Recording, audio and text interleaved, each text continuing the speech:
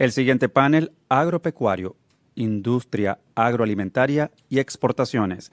Nos acompañan Óscar García Cardoce, consultor del PNUD para la Oficina de Inteligencia Comercial del Ministerio de Comercio e Industrias, Óscar Osorio Casal, exministro de Desarrollo Agropecuario, Manuel Fernández, presidente de la Comisión Agropecuaria de CONEP. Se mantiene Carlos Allen en la moderación. Bienvenidos a mis panelistas, señor Óscar García. Muchas gracias. Óscar Osorio, Manuel Fernández, bienvenidos. La industria agropecuaria, industria agroalimentaria y exportación fueron las industrias que dieron la cara para el país a partir de marzo de 2020. Fue el sector que no se paralizó, fue el sector productivo que, a pesar de su baja participación en la matriz económica o en el PIB nacional, mantuvo abastecido el país de alimentos durante la pandemia y durante la pospandemia. Posee el 15% de la población activa, ocupada, proveedor de diferentes industrias, procesamiento de alimentos, bebidas, turismo, restaurantes, comercio al detal y gobierno. Con tantos activos a su favor, ¿qué ha detenido su expansión? Don Óscar García, a su modo de ver, ¿qué ha detenido la expansión del sector? Sí, buenas tardes, muchas gracias, Carlos. Creo que hay varios elementos que pueden explicar el tema, algunos un poco más inherentes al propio sector, y no solamente en el caso de Panamá, digamos, una tendencia particularmente en el caso de productos alimenticios a no crecer demasiado por encima del crecimiento de la población, y en el caso de Panamá nuestra población viene creciendo tendencialmente cada vez menos. No es que tengamos una población, digamos, como la de algunos países en Europa, pero no tenemos una población con un crecimiento tan importante. Pero también hay que ver un poco lo que ha ocurrido en otros sectores. Por ejemplo, hace 25 años no teníamos el servicio de telefonía móvil celular en nuestro país. Nada más pensemos cuántas cosas hacemos, además de tener una llamada telefónica con un celular, y todos los servicios y actividades asociadas con eso. Entonces, evidentemente, ahí hay temas tecnológicos, hay temas de patrones de consumo, hay temas de moda, hay temas, por supuesto, también las importaciones, que en el caso de Panamá han crecido muchísimo, y en alguna medida de algunos le van poniendo una especie de freno a ese crecimiento de la producción nacional. Y entonces hay que quizás buscar la mejor manera de que eso empiece a cambiar, y de hecho lo conversábamos con los colegas panelistas mientras esperamos afuera, y creo que eso va por la vía de la generación de valor agregado.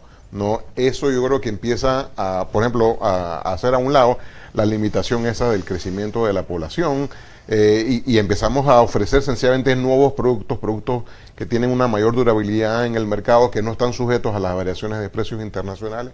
Entonces yo creo que por ahí es que hay que trabajar la solución. Don Óscar Osorio, usted como autoridad que fue del ministerio, ¿qué consideraciones iniciales tiene sobre el sector agropecuario? Bueno, primero que todo agradecer la oportunidad y a los colegas del panel. Yo creo que hay varias cosas que tenemos que enfocarnos para tratar de sostener un sector agropecuario que en efecto ha ido en decrecimiento en algunos rubros y nos han hecho más dependientes de un grado de importaciones. Yo creo que uno de los temas fundamentales es que el productor panameño realmente lo que quiere es garantía de que cuando va a vender su producto lo pueda vender y lo pueda cobrar efectivamente, porque no es un tema aislado el tema del mercadeo. Yo siempre he hablado que las 5 patas de la mesa fundamentalmente en el agro son genética, nutrición, manejo, instalaciones y la sanidad, ligado muy de cerca el tema del mercadeo. Entonces yo creo que hay que enfocarnos en establecer las rutas y las metas del sector agropecuario en políticas de Estado, que de hecho algo se está haciendo, pero pero una política que garantice realmente la compra del producto, establecer una política de precio. Aquí se han hecho leyes para beneficiar el pronto pago y al final nunca ha funcionado el pronto pago. Entonces, yo creo que lo que quiere el productor panameño es vender su producto, pero también tiene que entender el productor que el mundo cambió, que hoy las tecnologías que hablaba hace un rato mi colega aquí, de la digitalización, el uso del dron, el uso de la inteligencia artificial, ya llegó al agro, ya no es un tema solamente de sembrar por sembrar, es un tema de que hoy tenemos la agricultura vertical, el uso de la hidroponía, pero tenemos que mejorar y hay cosas que el productor panameño tiene que entender, que para poder mejorar o cambiar de una tecnología a otra, tiene que haber una transferencia de conocimiento, tiene que haber un extensionismo. Pero para tener ese extensionismo, entonces nos tenemos que hablar de una educación agropecuaria a otro nivel. Habrá que hacer un revolcón, como dijo un candidato presidencial aquí hace mucho tiempo, y el agro necesita un revolcón, pero la educación agropecuaria creo que va a ser fundamental, porque tenemos que formar los líderes del mañana, los líderes agropecuarios que vamos a necesitar dentro de 20 años. Deberíamos estar haciéndolo desde ahora en la etapa preescolar. Don Manuel, desde la perspectiva de la Comisión Agropecuaria del CONEP, ¿cómo usted ve la intervención del punto de vista de una consultoría y un exministro de Estado agropecuario? Definitivamente es, primero que nada, buenas tardes a los amables televidentes que nos acompañan a través de métodos virtuales. Y muchas gracias, CONEP, por haberme invitado a participar en la tarde de hoy en este distinguido foro. Definitivamente en el sector han estado pasando muchas cosas, son muchos los factores que lo han complicado, en parte algo de olvido, en parte falta de recursos, falta de adoptar nuevas tecnologías, como decía Oscar, definitivamente, y sobre todo todo el tema del cambio climático, todos los cambios que hemos estado viendo, eso ha afectado mucho al sector primario. Recordemos que en el sector primario lo conforman varios subsectores, entre ellos el agrícola, el pecuario, acuícola, pesquero y forestal, y hay quienes meten también al minero.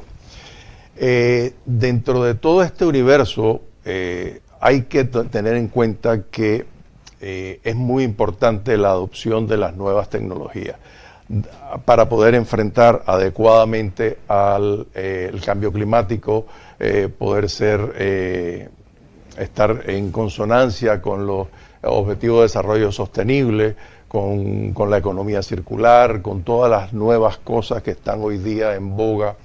Pero es importante, sobre todo eso, hoy tenemos, como bien mencionaba Oscar, hidroponía, invernadero, finca vertical.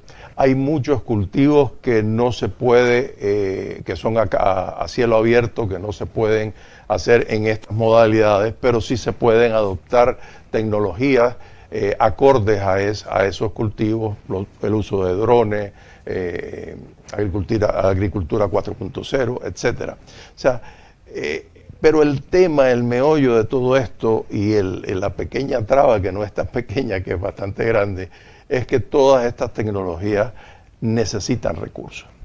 Son caras. Ninguna de estas tecnologías es barata.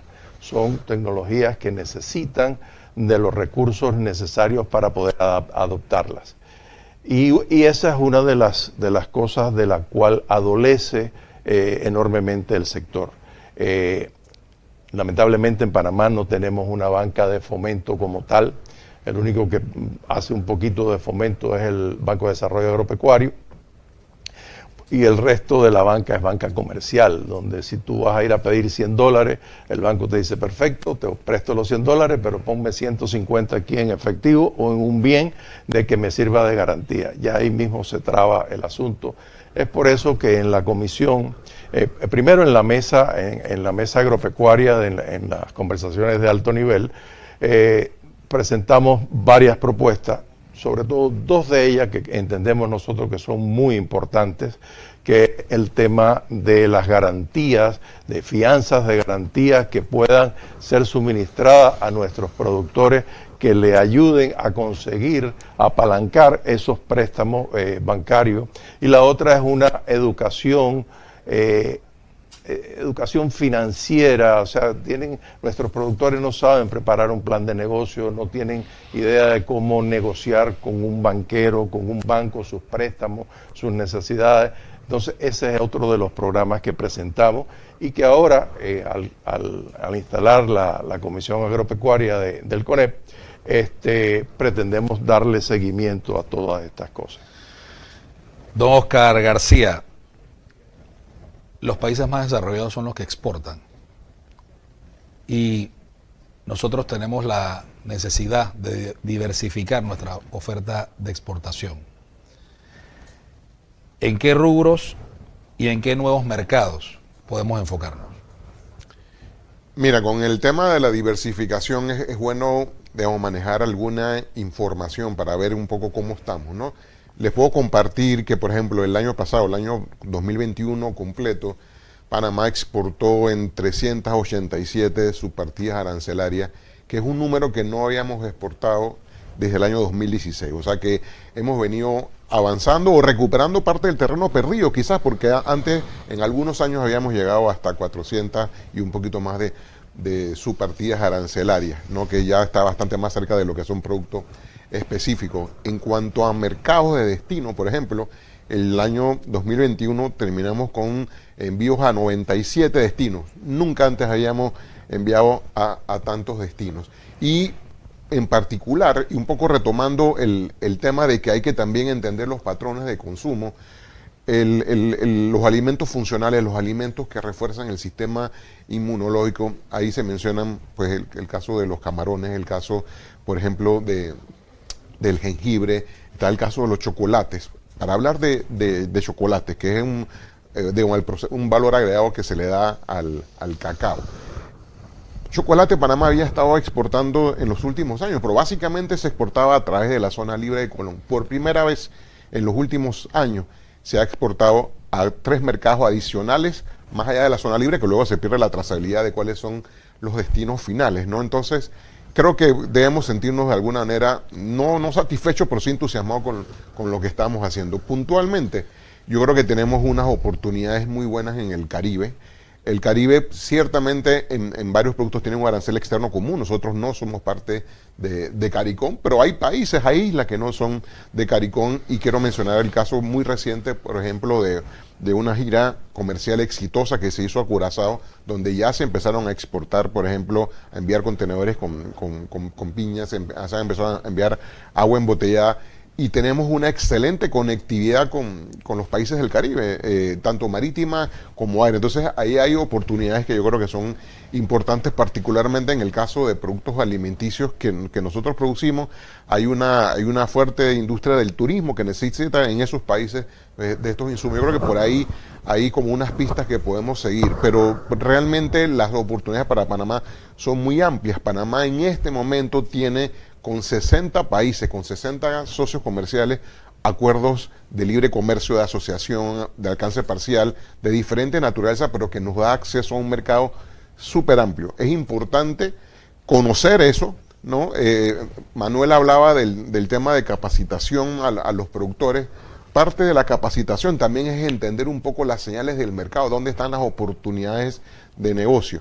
Y ahí vamos a ir construyéndola en conjunto con el esfuerzo evidentemente del propio sector privado, del sector público, los organismos internacionales que estamos apoyando en estas iniciativas, ¿no? Exministro Osorio, hemos escuchado mucho cuando los jóvenes del interior llegan a una edad en donde empiezan a pensar cómo se desarrollan, cómo van a generar ingresos, en que tienen que trasladarse a la ciudad capital.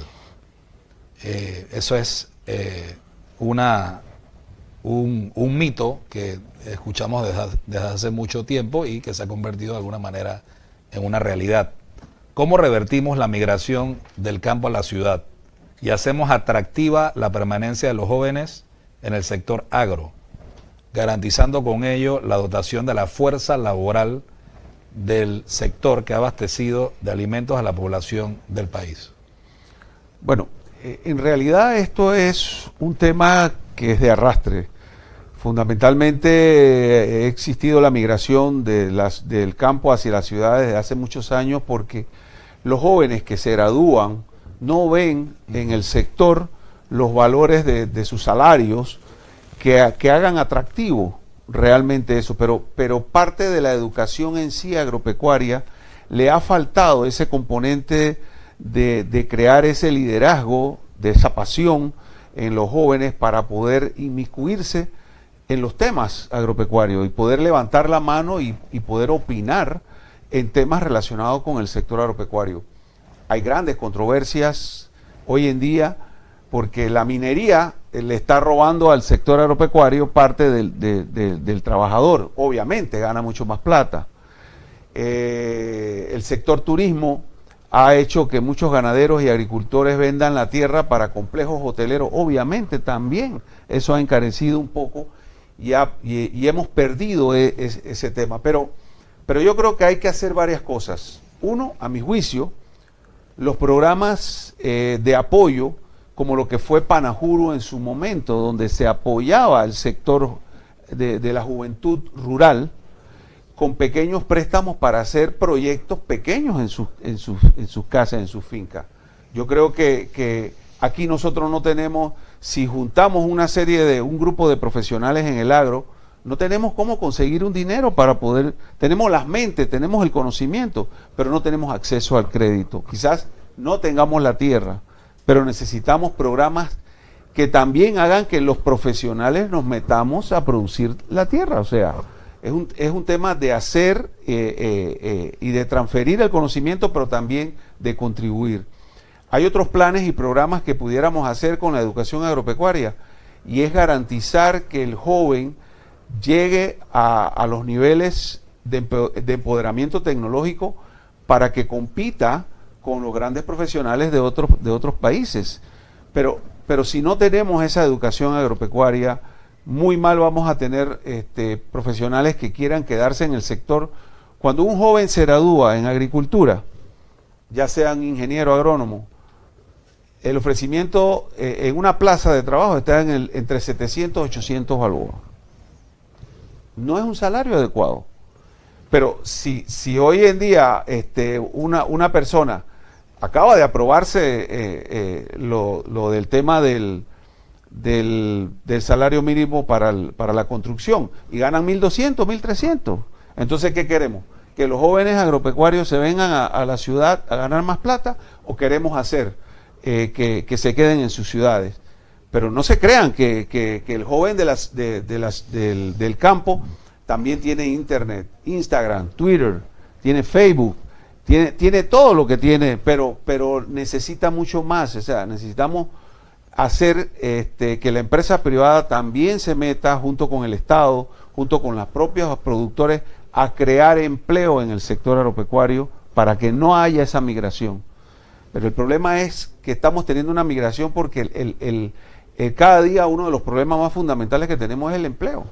No hay empleo. Es más, ni siquiera jóvenes que no están en el agro y que son graduados con maestría no están consiguiendo trabajo en el sector del interior de la República. No hay eso. Entonces tenemos que generar mucho más trabajo. Pero creo que la empresa privada tiene que hacer un trabajo de empoderamiento educacional en las grandes empresas, crear becas para que los jóvenes que se gradúan en los colegios agropecuarios se queden trabajando en las empresas que le dieron la beca. Esos son temas que se han hecho en algunas escuelas, pero no han continuado. Entonces yo creo que es un tema de un análisis profundo que requiere la participación de todos. Don Manuel, desde su experiencia y su punto de vista, ¿cómo resolvemos el tema del financiamiento a los pequeños y medianos productores? Carlos, yo te diría que esto Si no, como te comentaba en mi participación anterior, tenemos que darle capacitación a nuestros productores. Tenemos que enseñarle a cómo manejar financieramente sus explotaciones para que sean rentables, para que ganen dinero, para que puedan pagar buenos salarios a sus colaboradores, para que todas las personas envueltas en esas explotaciones puedan mejorar su nivel de vida y todo esto. Definitivamente es una forma... Espérate, me quedé en blanco. Si nosotros logramos desarrollar temas de fianza, por ejemplo, la fianza de garantía, que es un programa que existe hoy en día, que lo maneja ELISA, que se le da al productor para que él pueda apalancar su préstamo en el banco. Entonces, por ahí podría ser de hecho, es una de las propuestas que nosotros presentamos, como te dije hace un rato. Mediante ese tipo de situaciones, de herramientas que le podemos dar a nuestros productores, ellos podrían tener mejor acceso a los financiamientos, pueden incursionar en nuevas tecnologías, esas tecnologías a la misma vez que le benefician a elevar su productividad y su competitividad, también le sirve a los jóvenes que mencionaba Oscar, porque hoy día todos los jóvenes manejan celulares, manejan tecnología, y todas estas cosas tú puedes manejar un invernadero a través de tu celular, tú puedes saber lo que está pasando, puedes alterar tus recetas de alimentación de esas plantas, puedes hacer un montón de cosas. Entonces yo creo que esa es una forma también de atraer a todos esos muchachos que no encuentran ningún incentivo en seguir haciendo las cosas como las hacían su padre o sus abuelos, e ir a coger sol al medio del campo. Este tipo de cosas les puede ayudar. Pero necesitamos capacitarlo. Mira, casualmente en el tema de capacitación, el Ministerio de Comercio e Industria es un programa que comenzó el año pasado, están ahora mismo en la fase 2, se llama Agroindustria Competitiva, en el cual se escogieron a 100 pymes para darles capacitaciones, enseñarles finanzas, enseñarles temas de inocuidad, cómo mejorar sus procesos, temas de comercialización, de packaging, de un montón de cosas, y ha sido sumamente exitoso. Entonces, yo creo que estos son programas que, por ejemplo, el MIDA puede conversar con el MISI para intercambiar experiencias y ver cómo se puede desarrollar algo similar, no igual, pero algo similar en el sector productivo que pueda ir beneficiando a los pequeños y medianos productores y también a los grandes. O sea, todo esto, la idea es que el pequeño no siga siendo pequeño toda la vida, sino que crezca y se convierta en mediano, el mediano en grande, el grande en más grande, y que sea una cadena donde todos podamos mejorar, no dejarlos estacionar. Y para eso se necesitan programas de apoyo financiero para el sector. Don Oscar García, hace un rato hablábamos de la necesidad de incrementar las exportaciones. ¿Se cuenta con un plan concreto para fomentar tal diversificación y expansión hacia los mercados de exportación identificados? Sí, Carlos, yo diría que sí. Hay varios elementos de esa estrategia para promover las exportaciones que yo le llamaría una estrategia de promoción activa de exportaciones.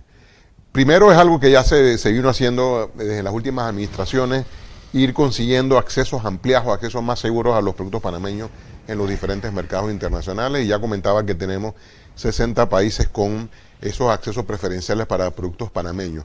Pero en retrospectiva lo que pasó es que sí, negociamos bien en términos generales, pero luego hubo una deficiencia en cómo transmitir esas oportunidades que se obtuvieron.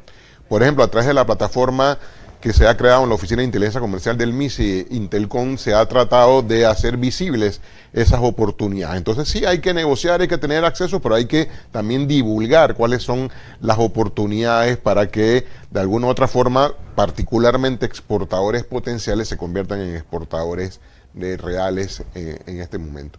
Pero para eso también hace falta capacitación, como comentaba Manuel.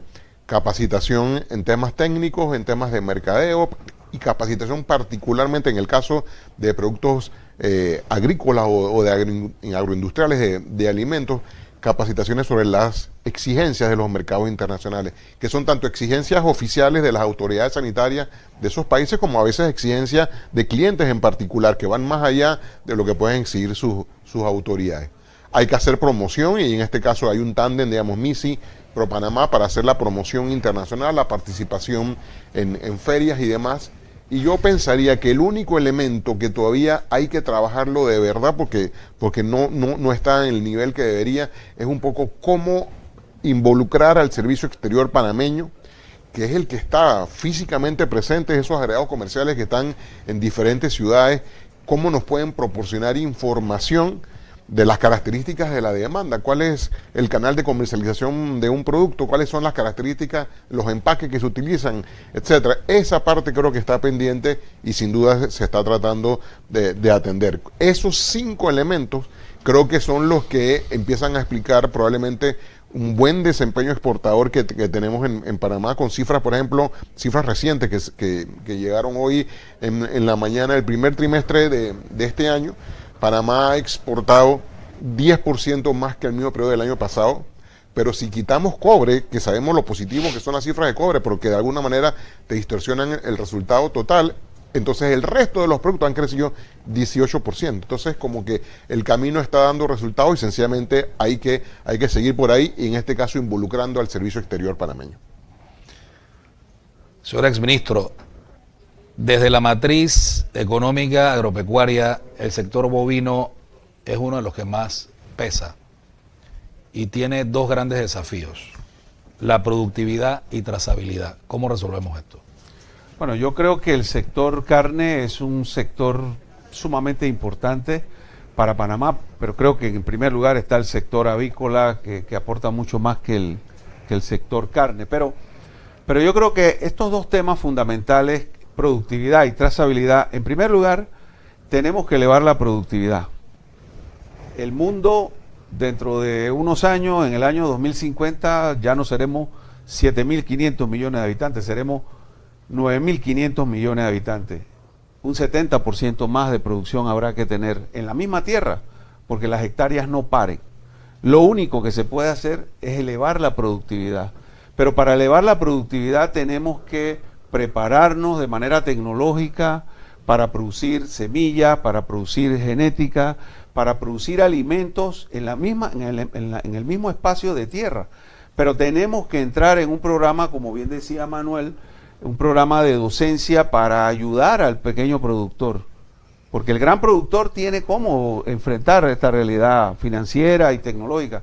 Pero el pequeño productor, como caso México, por ejemplo, el 90% de la producción de México la producen los pequeños productores.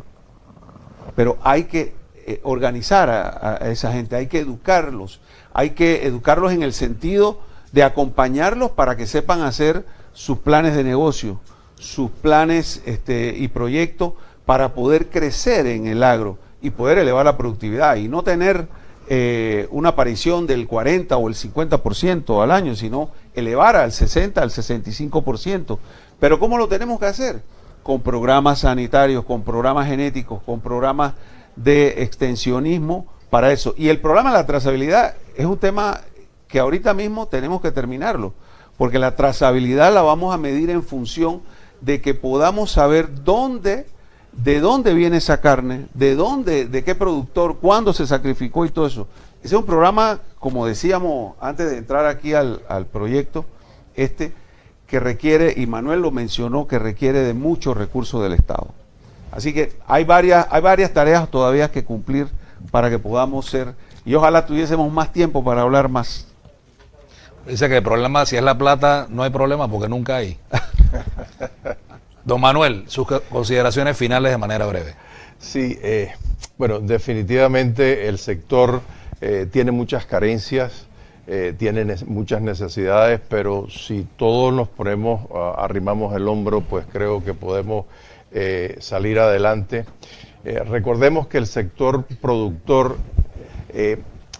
debemos tratar de lograr hacer encadenamientos productivos para que nuestros productores puedan suplir de suficiente materia prima y de excelente calidad a la agroindustria local, ya sean pymes agroindustriales, ya sean grandes industrias, porque en la medida que nosotros podamos exportar productos industrializados, productos procesados con valor agregado, nuestro riesgo en esas exportaciones se va a reducir enormemente, la perecibilidad del producto fresco va a desaparecer, la vida de anaquel del producto final aumenta enormemente, lo cual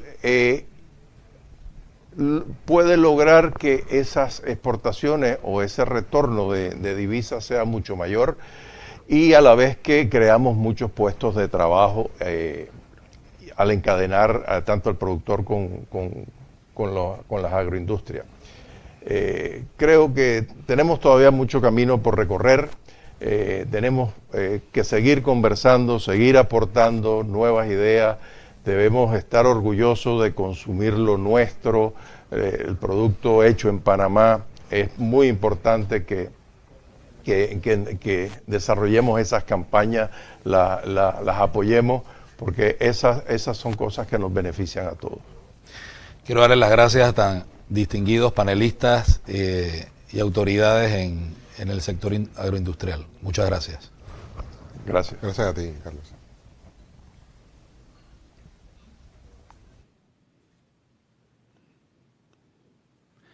El momento es propicio para reconocer el esfuerzo de la industria agroalimentaria que, con el objetivo de fomentar y promocionar la cultura del consumo de la producción nacional, ha elaborado la siguiente campaña.